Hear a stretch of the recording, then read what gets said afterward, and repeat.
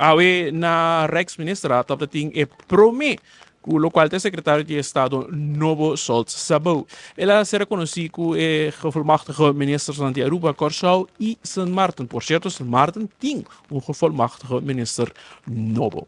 Pero Senhor Sabo estava mais breve em sua palavra, mirando que ainda está bezig, está instalando sua mesa de oficina. Ela logra papel assim e será conhecido como o qual é representante máximo de Aruba aqui na Holanda. Nou, heel goed.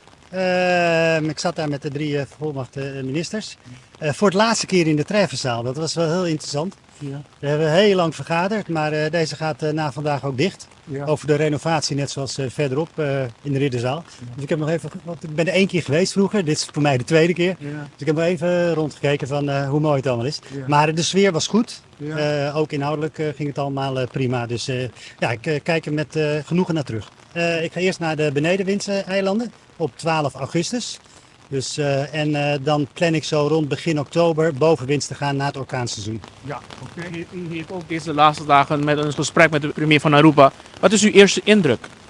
Nou, niet alleen met de premier van Aruba, maar ook met de premier van Sint Maarten en de vicepremier van Curaçao.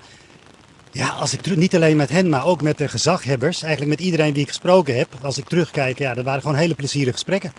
En ik denk dat we allemaal uitkijken naar een hele goede samenwerking. Pero no sigue punto minister Adi Teisa tem passado, que está pensando pelo qual te punto na de salida ainda não tem muito conhecido riba el tema aqui, pero sí, lo cual sempre Holanda para P, da continuidade de governo. Afspraak is afspraak wat mij betreft. Dus afspraken die in het verleden zijn gemaakt met mijn voorganger, die moeten gewoon opgevolgd worden. Dus wat dat betreft gaan we verder met die afspraken. Riba el tema de matrimonio de mesmo sexo, nosso punto secretário de Estado Sol Sabo, Kiko eta pensa riba el tema aqui.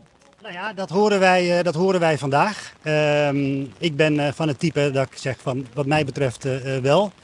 Maar we wachten het oordeel af. De pleno aguacero aí na Den Haag, amita Marco Espinosa, pa 24hora.com. Nos te promete notícia.